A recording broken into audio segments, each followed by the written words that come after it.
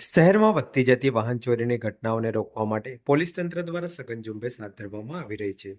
Police commissioner Shri Narsinh કુમારના માર્ગદર્શન હેઠળ crime branch સતત સતર્ક રહી કાર્યવાહી કરી રહી છે.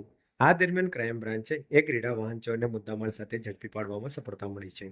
મળતી માહિતી મુજબ ક્રાઇમ બ્રાન્ચની ટીમ પેટ્રોલિંગમાં હતી ત્યારે બાતમી મળી હતી કે અગાઉ વાહન ચોરીમાં સંડોવાયેલ આરોપી અજબડી મિલ ઠેકરનાથ રોડ પરથી પસાર થવાનો છે. જેના આધારે પોલીસે વોચ ગોઠવી હતી. દરમિયાન શંકાસ્પદ એક્ટિવા સાથે પસાર થઈ રહેલા ઈસમે પોલીસને જોઈ નાસવાનો પ્રયાસ કર્યો હતો, પરંતુ પોલીસે બંધ કરી તેને ઝડપી લીધો હતો. પકડાયેલા આરોપીની ઓળખ ખાલિદ યુસુફભાઈ ગાજિયાવાલા તરીકે થઈ છે. તેની પાસે મળેલું સફેદ રંગનું હોન્ડા એક્ટિવા ચોરીનું હોવાનું સામે આવ્યું હતું. આરોપીએ કબૂલાત કરી હતી કે તેને ગત તારીખ 28 માર્ચ 2026ના રોજ રાત્રિના સમયે લાલબાગ ગાર્ડન ગેટ નંબર 2 પાસેથી આ એક્ટિવાની ચોરી કરી હતી. આ અંગે મકરપુરા પોલીસ સ્ટેશનમાં ગુનો નોંધાયો હતો.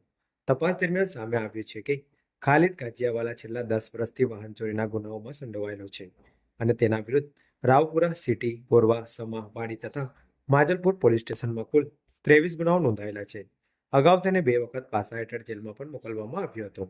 ક્રાઇમ બ્રાન્ચે આશરે 30,000 કિંમતનું એક્ટિવા કબજે કરી આરોપીની ધરપકડ કરી છે અને વધુ તપાસ માટે મકરપુરા પોલીસ સ્ટેશનને સોંપવાની કાર્યવાહી હાથ ધરવામાં આવી છે. પોલીસને આશા છે કે આરોપીની ધરપકડથી વાહન ચોરીના અન્ય ગુનાઓના પણ ભેદ પણ ઉકેલાશે.